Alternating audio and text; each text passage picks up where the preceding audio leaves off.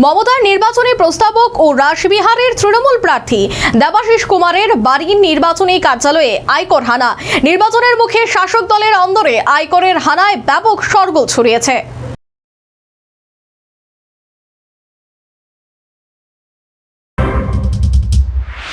শুক্রবার সাত সকালে চাঞ্চল্য কলকাতায়।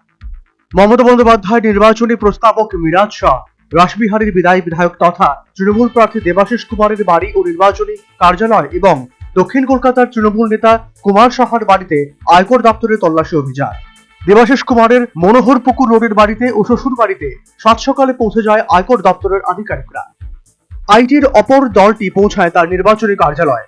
অন্যদিকে আরো দুটি দল পৌঁছে যায় মিরাজ শাহ ও কুমার সাহার বাড়িতে। নির্বাচনের মুখে আয়করের হানায় ব্যাপক শোরগোল ছড়িয়েছে। देखो ये ईडी सीबीआई देके हेनस्था कर रहा है अभी सेंट्रल, ये बहुत खराब हो रहा है अभी।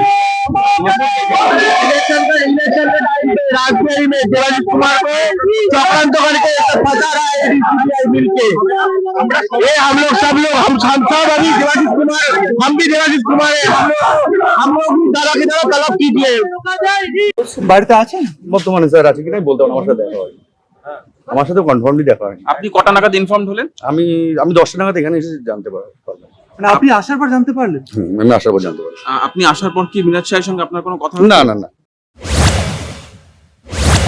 এদিন কাক ভোরে কেন্দ্রীয় বাহিনীকে সঙ্গে নিয়ে আয়কর দপ্তরের আধিকারিকরা দক্ষিণ কলকাতার তৃণমূল নেতা কুমার সাহার বাড়িতে পৌঁছে যান। পাশাপাশি মমতা বন্দ্যোপাধ্যায়ের নির্বাচনী প্রস্তাবক মিরাজ শাহের বাড়িতে চলছে তল্লাশি। এদিকে আয়কর দপ্তরের হানার বিরুদ্ধে পথে নেমেছে তৃণমূল কর্মী সমর্থকরা। দেবাশিস কুমারের বাড়ির সামনে ধর্নায় বসে বিক্ষোভ দেখাতে শুরু করে তৃণমূল কর্মীরা। এদের প্রত্যেকের গলায় ছিল অভিনব পোস্টারে লেখা আমিও দেবাশিস কুমার। বিপিন সরকারের রিপোর্ট, নিউজ ভ্যানগার্ড।